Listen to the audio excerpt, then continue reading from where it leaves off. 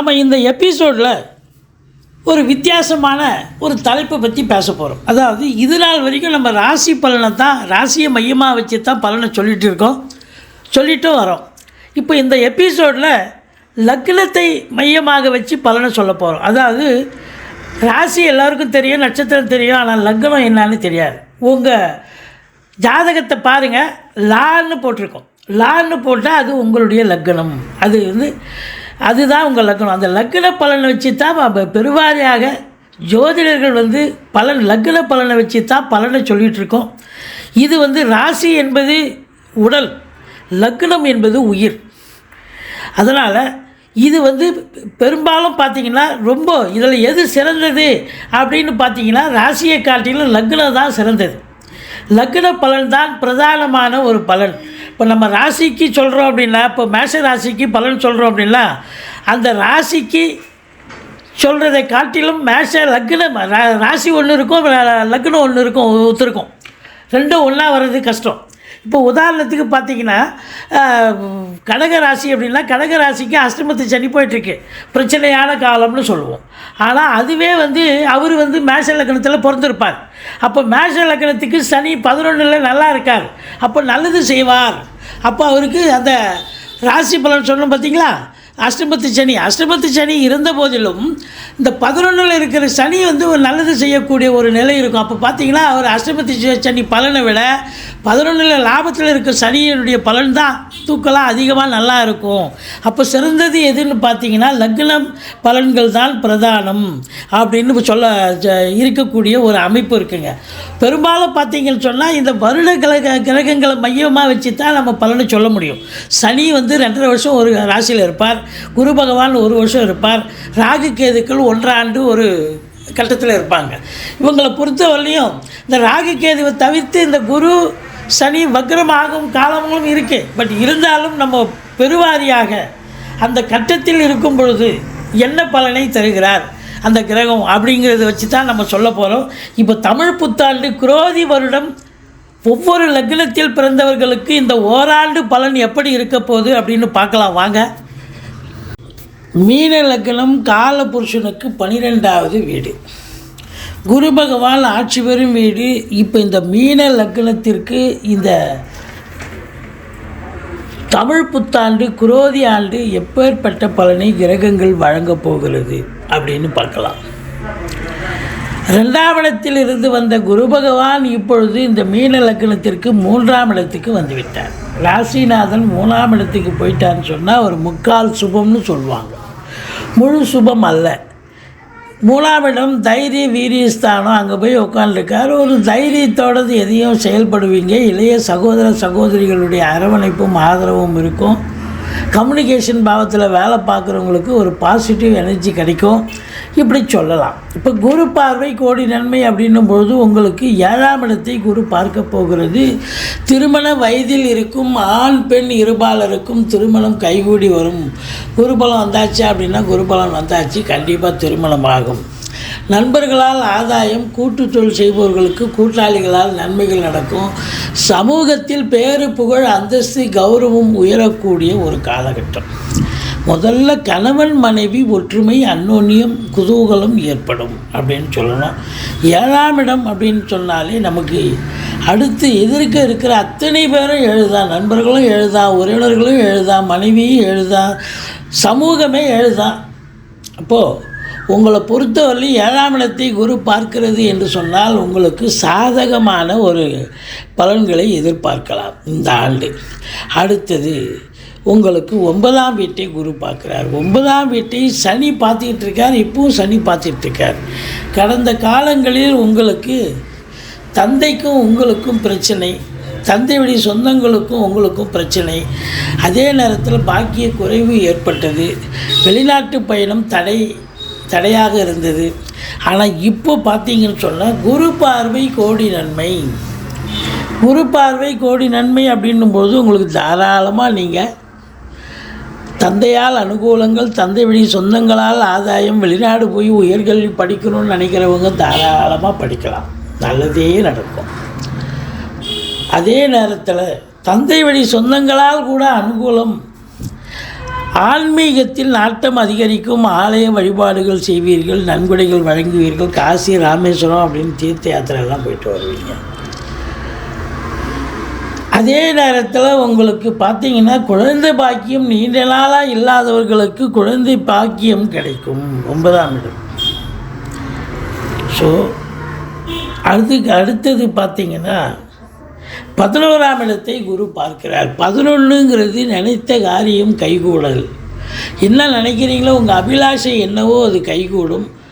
முதல் திருமணம் முறிவு ஏற்பட்டு 2வது திருமணத்திற்காக காத்திருப்பவர்களுக்கு நல்லதே நடக்கும். தொட்டதெல்லாம் தொடங்கப் போகிறது, தொடாததெல்லாம் கூட தொடங்கப் போகிறதுன்னு சொல்லலாம். காரிய சித்தி கண்டிப்பாக உண்டு.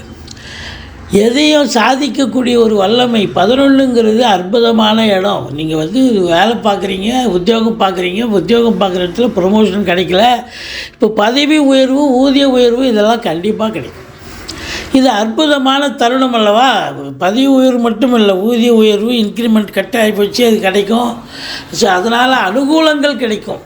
வேலை பார்க்குற இடத்துல எல்லா அனுகூலமும் ஆதாயமாக இருக்கும். நினைச்ச காரியம் கைகூடும். நிர்வாகத்தின் மூலம் நல்ல பேரு புகழ் அந்தஸ்து கிடைக்கும். இப்படி குரு பார்வை கோடி நன்மையை தரக்கூடிய நிலை. அடுத்தது ராகு பகவான். ராகு பகவான் உங்களுக்கு ராசியில் இருக்கிறார். அது நன்மைகளை தருமா? நிறைய நன்மைகளையும் தரும், கெட்டதையும் தரும். நன்மைகள் என்ன அப்படின்னு பார்த்தீங்கன்னாக்கா, வெளிநாட்டு பயணம் உங்களுக்கு அனுகூலத்தை தரும். உங்கள் ஜனனகால ஜாதகப்படி இப்போ நீங்கள் வெளிநாடு போகணும்னு ஒரு அமைப்பு இருந்ததுன்னு நீங்கள் தாராளமாக போகலாம். அது உயர்கல்விக்காக இருக்கலாம், உத்தியோகத்துக்காக இருக்கலாம், இல்லை சொந்த தொழிலுக்காக இருக்கலாம். எதற்காக சென்றாலும் நீங்கள் சாதிக்க முடியும். அந்நிய பொருளாதாரம் வீடு தேடி வரும். வெளிநாட்டில் இருக்கிறோம், எங்களுக்கு இதுவும் கிடைக்கல, பர்மனெண்ட்டு எதுவும் கிடைக்கல, இது தாராளமாக அதனால் உங்களுக்கு கிடைக்கும் குடியுரிமை அப்படின்னு சொல்லலாம். ஆனால் ஆசிலேஷன் மைண்டு இருக்கும். நேற்று நைட்டு ஒன்று நினைப்பீங்க, நீ காலையில் எழுந்து வேறு ஒன்று செயல்படுவீங்க. இதுதான் ஆசிலேஷன் மைண்ட் அப்படின்னு சொல்லக்கூடிய நிலை. மற்றபடி உங்களுக்கு பார்த்திங்கன்னு சொன்னால் இந்த ராகு பிரம்மாண்டத்தை தருவார். எந்த ஒரு காரியத்தையும் எடுத்தோமா முடிச்சோமான்னு இல்லாமல் இன்னும் பெருசாக வேணும், இன்னும் இதை விட சிறப்பாக செய்யணும்னு தள்ளி தள்ளி போகும், காலதாமதம் எடுக்கும். அதனால் டைம் இஸ் த ஃபேக்டர். உடனே செய்யணும், இப்போவே செய்யணும், இன்றைக்கே செய்யணும்னு ஒரு முடிவு எடுங்க, சக்ஸஸ் பண்ணுவீங்க. ஆனால் பிரம்மாண்டத்தை நோக்கி பயணப்படாதீர்கள் அப்படின்னு சொல்கிறோம். மற்றபடி உங்களுக்கு இந்த கேது 7ல் இருந்தாலும் குரு பார்வையில் இருக்கார். அப்போ அதனால் ஆன்மீகத்தில் நாட்டம் இருக்கும். ஆலய வழிபாடுகள் செய்வீர்கள். ரொம்ப வேலை பார்க்குற இடத்துல ரொம்ப யுக்தியோடு வேலை பார்த்து நல்ல சம்பாத்தியம் பண்ணக்கூடிய ஒரு அமைப்பு நிச்சயமாக இருக்கும் அப்படின்னு சொல்லலாம். மற்றபடி இப்போது சனி பகவானை பற்றி பார்க்கலாம் வாங்க. சனி பகவான் உங்களுக்கு 12ஆம் இடத்துல இருக்கார். செலவினங்கள் ஏற்படக்கூடிய ஒரு தருணம். செலவுகள் சுப செலவுகளும் இருக்கும், அசுப செலவுகளும் சேர்ந்தே வரக்கூடிய ஒரு நிலை.